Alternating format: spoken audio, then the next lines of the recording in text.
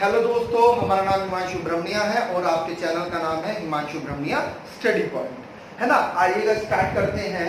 आज हम कोशिका विज्ञान के बारे में एक परिचय ले लेते हैं, ठीक है, यानी कि साइटोलॉजी के बारे में पढ़ लेते हैं और फिर आगे अलग अलग ऑर्गन्स के बारे में, है ना, अलग अलग कोशिकाओं के बारे में अलग अलग पढ़ेंगे कि भाई सेल वॉल का क्या कार्य है, किस किस प्रकार की सेल वॉल होती है, क्या है, किसकी क्या विशेषता है ना, लाइकेन में कौन सी होती है, एल्गी में कौन सी होती है ना, सबके बारे में अलग अलग बात करेंगे। न्यूक्लियस है तो जो यूकैरियोटिक है उसमें क्या है, ठीक है, आ रही है बात समझ में, उसकी क्या क्या विशेषताएं हैं, क्या क्या कार्य हैं। माइटोकांड्रिया क्या होता है, माइटोकांड्रिया के बारे में क्या क्या चीज़ें एग्जाम में पूछी जाती हैं, ठीक है, यानी लाइसोसोम है, राइबोसोम है, ठीक है, सेल वॉल है, सबके बारे में अलग अलग हम पढ़ेंगे एक एक लेक्चर में, है ना, क्योंकि एक अच्छा और विस्तृत नोट्स आपको चाहिए, तो इसीलिए आपको अलग अलग ऑर्गन्स हम पढ़ाएंगे, उनके बारे में आपसे चर्चा करेंगे। मुश्किल से 15-20 मिनट की वीडियो रहा करेंगी, ठीक है। सारे लेक्चर आपके बहुत अच्छी तरीके से तैयार हो जाएंगे, तो उसमें कोई प्रॉब्लम नहीं रहेगी, क्योंकि कोई भी क्वेश्चन नहीं छोड़ना है, क्योंकि एग्जामिनर का पता नहीं होता है कि वह क्या पूछ रहे हैं आपसे, है ना। तो बिल्कुल प्यार से पढ़ना है, अच्छी तरीके से पढ़ना है। और एक चीज वो है कि प्लेलिस्ट में आप जाते हैं तो प्लेलिस्ट में आरओ का आंकड़ा, जो 6 टॉपिक होते हैं आरओ के, विलोम शब्द, तत्सम, तद्भव, पर्यायवाची, अनेक शब्दों के लिए एक शब्द, है ना, और विलोम शब्द है, तो उनकी एक अलग से प्लेलिस्ट हमने बना रखी है। तो आप जैसे चैनल पे जाते हैं तो वहां पर प्लेलिस्ट होगा, तो प्लेलिस्ट में आप जाकर देख सकते हैं। सुपर टैट में भी काम आएंगी वो, आपके लेखपाल में भी काम आएंगे वो, क्योंकि एक पूरा विस्तृत आंकड़ा हमने विलोम शब्द का, अनेक शब्दों के लिए एक शब्द का, वर्तनी शुद्धि का, है ना, और लास्ट एक वीडियो और रह रही है अनेक शब्दों के लिए एक शब्द की। उसके बाद में आपका तत्सम तद्भव भी मुश्किल से 3 या 4 लेक्चर में हम उसको भी समाप्त कर देंगे, तत्सम तद्भव को भी। तो आपका उसके बाद में विशेषण विशेष्य रह जाएगा, वो हम लाइव क्लास लेंगे किसी दिन, ठीक है। तत्सम तद्भव के बारे में पूरी जानकारी देंगे आपको, है ना, विशेषण विशेष्य के बारे में कि विशेषण क्या होता है, विशेष्य क्या होता है, क्योंकि एक एक वाक्य में कई कई विशेषण रहते हैं और कई कई विशेष्य रहते हैं। तो वो चीज़ आपको सब हम लाइव वीडियो के माध्यम से पढ़ाएंगे। जो भी प्रश्न पत्र में पहले या बिहार पीसीएस में आया हो, है ना, उत्तराखंड पीसीएस में आया हो, झारखंड पीसीएस में आया हो, तो हरियाणा पीसीएस में आया हो, राजस्थान पीसीएस में आया हो, वो सब क्वेश्चंस हमने ले रखे हैं, इकट्ठा कर रखे हैं। तो उसके जो महत्वपूर्ण प्रश्न वहाँ से होंगे वो आपको हम विशेषण और विशेष्य के माध्यम से, लाइव वीडियो के माध्यम से वो आपको पूरी वीडियो कराएंगे, ठीक है ना। और जो नए व्यूवर्स हैं भाई, चैनल को सब्सक्राइब कर दिया करो और लाइक भी कर दिया करो यार, है ना। आपके लिए नई नई वीडियो लेके आते हैं, अच्छा कंटेंट आपके लिए लाते हैं, बहुत समय लगता है कंटेंट लेने में, ठीक है ना, क्योंकि कई सारी बुक्स से, जो भी अच्छी बुक्स हैं, प्रख्यात की बुक है, उनमें से जो चीज़ें अच्छी होती हैं, जो पेपरों में आए हुए क्वेश्चन है, जिस प्रवृत्ति के क्वेश्चन आए हुए हैं, उन सबको देखना होता है। उसके बाद में आपको हम वीडियो में पब्लिश करते हैं, दिखाते हैं, बताते हैं, समझाते हैं, एक एक पॉइंट आपको समझाते हैं, क्लियर करते हैं। तो भैया लाइक भी कर दिया करो और शेयर करना तो मत भूलिएगा। तो चैनल को सब्सक्राइब करिएगा, वीडियो को लाइक करिएगा, ठीक है। आइए स्टार्ट करते हैं। देखिएगा, कोशिका विज्ञान पूछा जाता है कि कोशिका का अध्ययन किसमें किया जाता है, तो कोशिका का अध्ययन वास्तव में साइटोलॉजी में किया जाता है। साइटो माने सेल्स होता है और लॉजी माने होता है अध्ययन, यानी कि जब कोशिका का अध्ययन किया जाता है तो उसे एक नाम दे दिया गया है। क्या नाम दे दिया गया है? साइटोलॉजी दे दिया गया है। क्या? साइटोलॉजी। और इसी को हिंदी में हम क्या कहते हैं? कोशिका विज्ञान कहते हैं। अर्थात जिसमें हम कोशिका का अध्ययन करते हैं उसे हम क्या कहते हैं? कोशिका विज्ञान कहते हैं, ठीक है। कोशिका की खोज किसने की थी? तो रॉबर्ट हुक साहब ने की थी 1665 में। कब की थी? 1665 में की थी। और एक इनकी पुस्तक भी थी, इनकी पुस्तक का नाम था माइक्रोग्राफिया। वो भी आपसे कभी कभी पूछ ली जाती है कि रॉबर्ट हुक जी की पुस्तक का नाम क्या है, तो रॉबर्ट हुक जी की पुस्तक का नाम है माइक्रोग्राफिया। क्या नाम है? माइक्रोग्राफिया। अब आप देखिएगा 1665 में आपके यहाँ क्या हो रहा था? आपके यहाँ पे युद्ध चल रहे थे, है ना, आर्यवाद में बाह्य आक्रमण हो रहे थे आपके यहाँ पर, है ना, देशी रियासतें आपस में लड़ रही थी। और बाहर क्या हो रहा था? बाहर कोशिका की खोज चल रही थी, यानी कि पाश्चात्य सभ्यता विकसित थी, ऐसा है, ठीक है ना। चलिएगा आइए स्टार्ट करते हैं। देखिएगा कोशिका के बारे में जो सबसे ज्यादा इंपॉर्टेंट प्रश्न बनेगा वह बनेगा कि सजीव कोशिका की सबसे छोटी संरचनात्मक इकाई का नाम क्या है, सॉरी कौन सी होती है, तो कोशिका होती है। सजीव की पूछा जाएगा, सजीव की सबसे छोटी संरचनात्मक इकाई कौन सी होती है, तो वह क्या होती है, कोशिका होती है। क्या होती है, कोशिका, क्योंकि आपको जो संरचना देती है वास्तव में वह कोशिका ही देती है। इसको समझिएगा, ये सेल है, कोशिका है। अब कई सारी कोशिकाएं आपस में मिलकर किसका निर्माण करती हैं, टिश्यू का निर्माण करती है। किसका, ऊतक का निर्माण करती है। किसका, ऊतक का। और कई सारे ऊतक मिलकर किसका निर्माण करते हैं, टिश्यू सिस्टम का निर्माण करते हैं।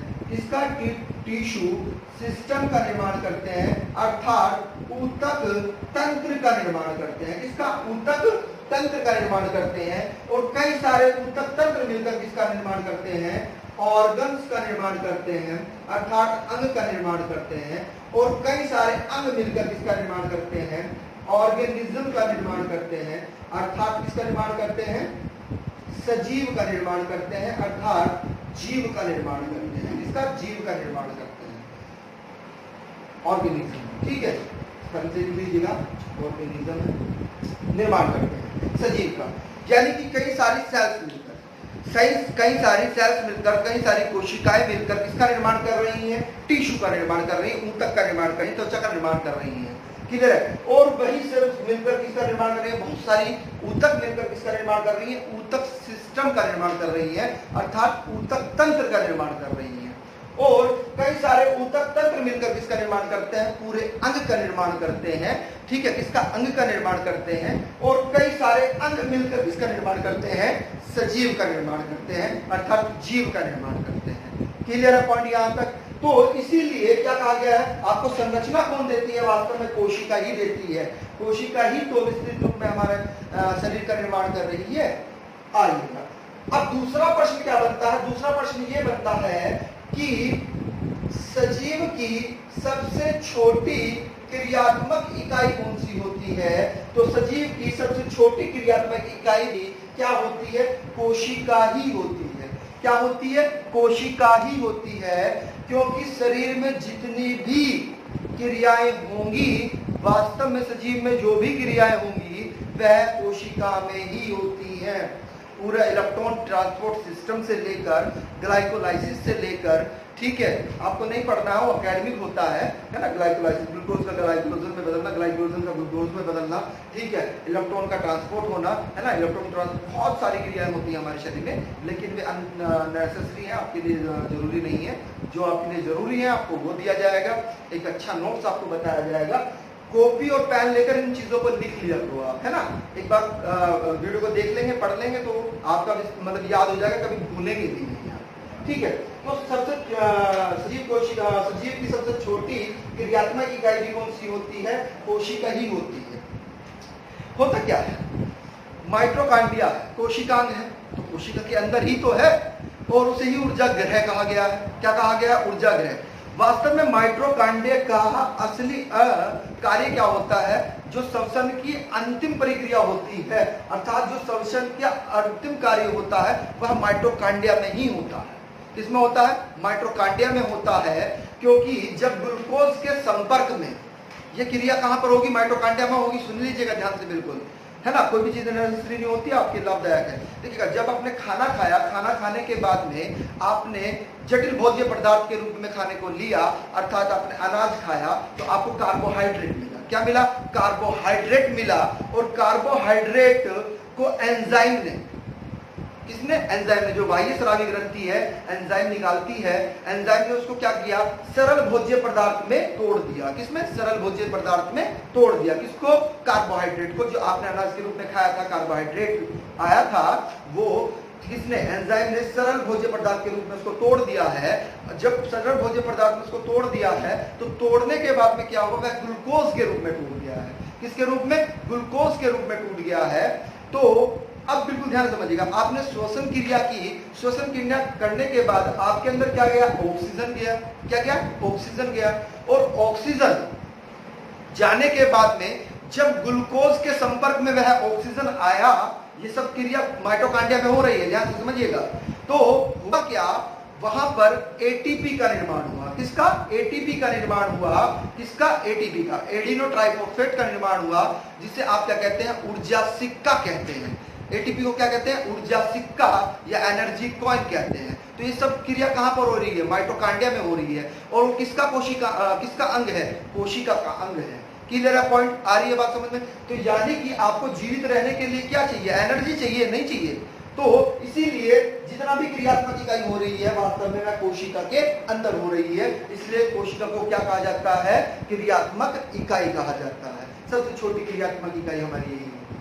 क्लियर है पॉइंट। माइटोकॉन्ड्रिया में हम अलग से पढ़ाएंगे, आपको पूरा निश्चित रूप से पढ़ाएंगे, एक एक कोशिकांग आपको हमको पढ़ाना है। ठीक है, आइएगा।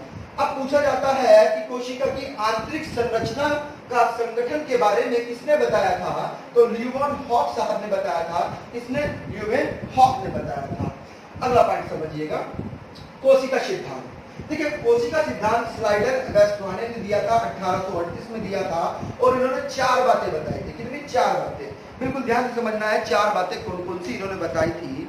इन्होंने 4 बातें ये बताई थी कि जो भी सजीव है उसका निर्माण इन कोशिकाओं से ही हुआ है। पहला पॉइंट ये। दूसरा पॉइंट क्या बताया कि कोशिका भले ही अलग अलग हो, कोशिका भले ही अलग अलग हो, लेकिन वह सामूहिक रूप से एक ही कार्य करती है, यानी कि सामूहिकता का प्रदर्शन करती है। अर्थात एक ही कार्य को करने के लिए क्या कर लेती है, संगठित हो जाती है ना। तो कोशिका किसका प्रदर्शन करती है, यह प्रश्न पूछा गया घुमाकर। कोशिका सामूहिकता का प्रदर्शन करती है, यानी कि भले ही वह अलग अलग है, लेकिन मिश्रित रूप से यानी संयुक्त रूप से एक ही कार्य करने के लिए सब इकट्ठी हो जाती है। क्लियर है पॉइंट, आ रही बात समझ में। तीसरा पॉइंट क्या बताया कि जो कोशिका है, कोशिका के अंदर जो न्यूक्लियस होता है उसकी ही अहम भूमिका होती है, क्योंकि न्यूक्लियस टूटेगा तभी दूसरी कोशिका का क्या होगा, विभाजन होगा। आ रही है बात समझ में। तभी 2 कोशिकाएं बनेंगी, एक कोशिका से दूसरी कोशिका बनेगी। क्लियर है, एक कोशिका से क्या बनेगी, दूसरी कोशिका बनेगी, है ना। आ रही है बात समझ में। उसे कैरियोकाइनेसिस कहते हैं। कोशिका केंद्र के विभाजन को क्या कहते हैं, कैरियोकाइनेसिस कहते हैं। और कोशिका विभाजन को क्या कहते हैं, साइटोकाइनेसिस कहते हैं। क्या कहते हैं, साइटोकाइनेसिस कहते हैं। ठीक है, कैरियोकाइनेसिस केंद्र के विभाजन को और सेल के विभाजन को साइटोकाइनेसिस कहते हैं। और चौथी बात क्या बताई कि एक ही कोशिका कई सारी कोशिकाओं में टूट जाती है। एक ही कोशिका कई सारी कोशिकाओं में टूट जाती है। ये आगे हम आपको बताएंगे जब अर्धसूत्री विभाजन, द्विसूत्री विभाजन और समसूत्री विभाजन जब आपको पढ़ाएंगे, तो वहां पर तीनों प्रकार के आपको विभाजन हम बता देंगे, है ना। आइए, तो ये 4 चीजें इन्होंने बताई थी, इन्होंने साइडन वेस्टवान। ठीक है, आ गया आपका। अब देखिएगा आकार से, पर यहां से ये आपका बहुत ही महत्वपूर्ण तथ्य है, यहां से एक प्रश्न आना है।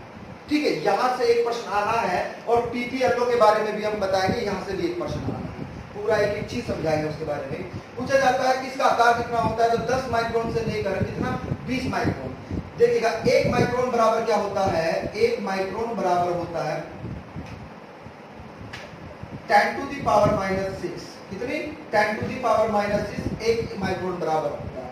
Clear point. अब पूछा जाता है कि सबसे छोटी कोशिका, यानी कि सजीव में सबसे छोटी कोशिका किसकी होती है, तो माइक्रोप्लाज्म बैक्टीरिया की ही होती है। इसकी माइक्रोप्लाज्म बैक्टीरिया अर्थात पीपीएलओ की होती है। कितनी, 0.1 माइक्रोन। कितनी, 0.1 माइक्रोन होती है।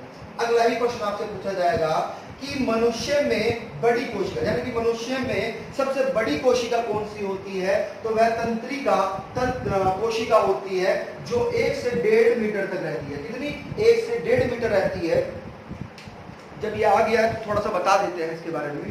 तंत्रिका तंत्र सबसे बड़ी कोशिका तो होगी। इसी के अंदर क्या होते हैं, न्यूरॉन्स होते हैं। क्या होता है, न्यूरॉन्स। जो न्यूरॉन्स ही क्या करता है वास्तव में, सूचनाओं का आदान प्रदान करते हैं। क्या करते हैं? सूचनाओं का आदान प्रदान करते हैं। यानी कि जो भी सूचना आपको देनी है, सपोज दैट आप के सामने शेर आ गया है, तो आप उसे देखकर अगर डर जाएंगे तो यह सूचना किसने दी? ये न्यूरॉन्स ने दी। अब आग लगी हुई है, आप उस पर हाथ नहीं लगाएंगे, पीछे हटाएंगे, ये सूचना कौन दे रहा है? न्यूरॉन्स दे रहा है। न्यूरॉन्स क्या करता है? मस्तिष्क में पहुंचता है, सूचना देता है। ये आगे आपको जो मस्तिष्क हम पढ़ाएंगे पूरा न्यूरॉन्स के बारे में आपको हम बताएंगे। ठीक है, तो सूचना देने का कार्य न्यूरॉन्स करता है। और वास्तव में तंत्रिका कोशिका सबसे बड़ी कोशिका होती है मनुष्य। क्लियर है पॉइंट? आइए कोशिका की बात कर रहे हैं। पूछा जाता है कि पौधों में सबसे बड़ी कोशिका किसकी होती है? It is the most important. कपास के तंतु की कोशिका होती है। किसकी? कपास के तंतु की कोशिका होती है 55 से 60 मीटर होती है। कितनी? 55 से 60 मीटर होती है। और ये जो कपास बना होता है वास्तव में ये कार्बनिक पदार्थ होता है, यानी कि कार्बनिक पदार्थ से बना होता है, जिसके अंदर क्या होता है? सेलुलोज होता है। क्या होता है? सेलुलोज होता है। और वास्तव में सेलुलोज क्या होता है? प्रकृति में पाए जाने वाला सबसे अधिक कार्बनिक पदार्थ। ध्यान सुनिएगा, प्रश्न पूछा जाता है कि प्रकृति में पाए जाने वाला सबसे अधिक कार्बनिक यौगिक कौन सा है? तो वह सेलुलोज ही होता है। ठीक है, और कपास में कितना है? सबसे ज्यादा है, सबसे बड़ी कपास के तंतु में। आइए आगे देखते हैं। प्रकृति में पाए जाने वाला जीवों में सबसे बड़ी कोशिका किसकी होती है? ये तो आपको पता ही होगा, शुतुरमुर्ग के अंडे की होती है। कितनी? 170 मिलीमीटर होती है। कितनी? 170 मिलीमीटर होती है। Clear point? आ रही है बात समझ में? अगला प्रश्न देखिएगा, कोशिका के प्रकार। भाई कोशिका के प्रकार की बात करें अगर हम, तो कोशिका के दो प्रकार होते हैं। कितने? दो प्रकार, प्रोकैरियोटिक और यूकैरियोटिक। प्रोकैरियोटिक और यूकैरियोटिक। और प्रोकैरियोटिक में कितने जीव आते हैं?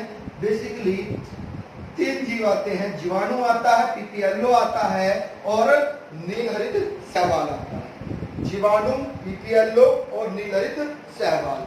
और एक चीज और बता देते हैं हम आपको कि जो प्रोकैरियोटिक होती है उसमें न्यूक्लियस नहीं होता है ना? कोशिका, कुछ कोशिका में नहीं होते हैं, कुछ ही होते हैं। तो एक स्ट्रक्चर हमने ले ली है नीलहरित शैवाल की, हमने पिछली बार बनाई थी, है ना? अब की बार हमने पीपीएलओ की स्ट्रक्चर बनाई है, इसको बिल्कुल ध्यान से समझना है। पीपीएलओ की फुल फॉर्म है pleuropneumonia like organism. Pleuropneumonia like organism. ठीक है, आइएगा देखिएगा कि जो ब्लू कलर की लाइन है, ब्लू कलर की बाहर की ओर, सबसे बाहर जो ब्लू कलर की हमने लाइन बनाई है, वास्तव में ये क्या है? यही आपकी सेल वॉल है, जिसे आप क्या कहते हैं? कोशिका भित्ति कहते हैं। कोशिका भित्ति या कोशिका झिल्ली कहते हैं। कोशिका भित्ति कहते हैं या कोशिका झिल्ली कहते हैं। वास्तव में प्रश्न जो बनता है, प्रश्न ये बनता है कि ये कोशिका भित्ति किसकी बनी होती है? तो पेप्टोग्लाइका पदार्थ की बनी होती है। किस प्रोटीन की बनी होती है? पेप्टोग्लाइका पदार्थ की बनी होती है, प्रोटीन की बनी होती है। आ रही है बात समझ में? क्लियर है? देखिएगा ये यहाँ से बीच में से रेड कलर का जो हमने निकाला है, ये क्या है? वास्तव में फ्लेजिला है। इसे हम हिंदी में कहते हैं कशाभिका। क्या कहते हैं? कशाभिका कहते हैं। फ्लेजिला होता है, ये निकला हुआ होता है, आपने देखा भी होगा, रेशे की तरह होता है, निकला हुआ होता है ना? ये होता है। चलिए आगे देखिएगा प्लाज्मा मेम्ब्रेन। प्लाज्मा मेम्ब्रेन क्या है?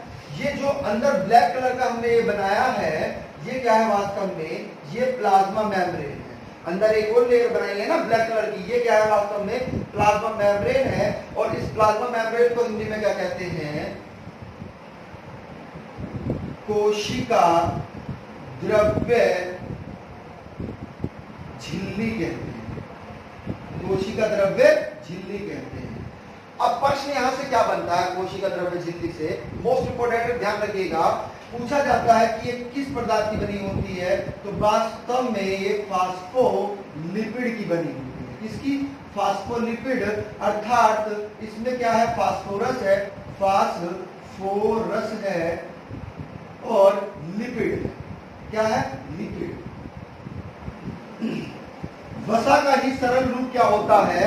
वसा का ही सरल रूप क्या होता है? लिपिड होता है। तो यानी कि फास्फोरस प्लस लिपिड से मिलकर बनी है। किससे बनी है? फास्फोलिपिड से मिलकर बनी है। आइएगा प्लाज्मिड के बारे में बात कर लेते हैं। देखिएगा प्लाज्मिड क्या होता है वास्तव में? ये अतिरिक्त अनुवांशिक पदार्थ होता है, यानी इसका कोई काम ही नहीं है अनुवांशिक, इसका कोई काम ही नहीं है।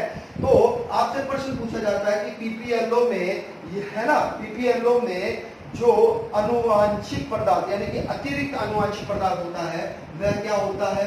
वह प्लाज्मिड होता है।